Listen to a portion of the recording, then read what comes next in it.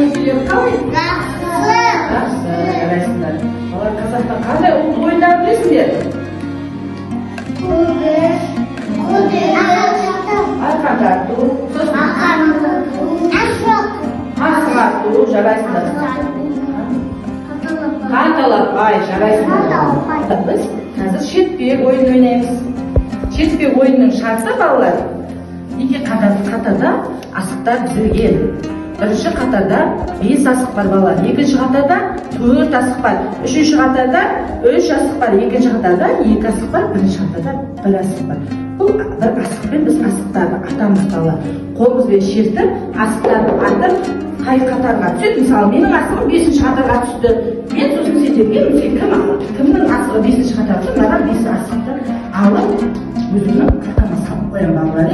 Соңында сосын ойын біткесін балалар, бәріміз атып ойнаймыз да, ойын біткесін асығымызды санаймыз. Кім көп асық жинайды, сол бала ойынның жеңімпазы болады балалар. Түсінікті ме?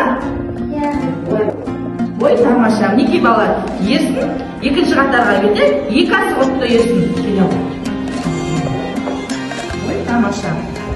Асылжанның асығы 3-ші қатарға түсті. Неше асық санашы Асылжан?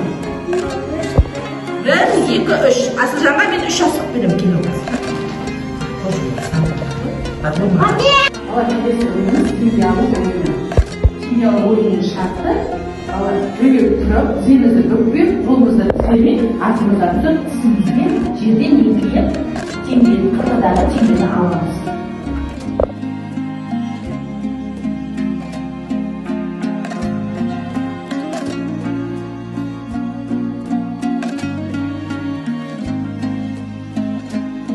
Келесі ойынымыз бертартыс ойыны. Бертартыс ойыны екі бала ортаға шығып, ортадағы мәресіз отырады, белгімізге белдеуді киіп аламыз да тартысамыз.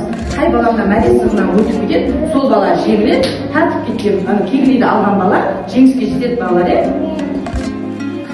Ойнаймыз да балалар?